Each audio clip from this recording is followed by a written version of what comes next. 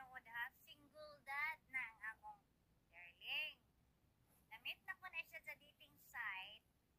Single dad na siya my boyfriend. When I meet in my boyfriend in the dating site, he is a single dad. He's not married. He had a one son.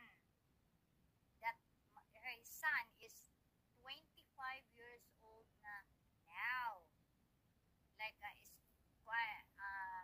the son of my boyfriend is kanang asa na siya ha? Working student in other country.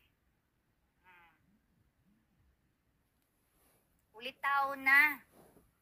Nag-working student na. Na isa pa, madapita siya na minyo. Di man siya minyo. Kanang video diha, mga memories ra na sa iyang anak nga sa gamay pa. Nga na iyang mga igsuon, nga babae, nakipagduwa sa iyang anak, o kay kuan man, gitabangan pug atiman pud siya, kay single dad man siya. Da isa pa madapita ko ng mistress. Nga ang inahan anak patay naman pud. Asa madapitang na mistress ko?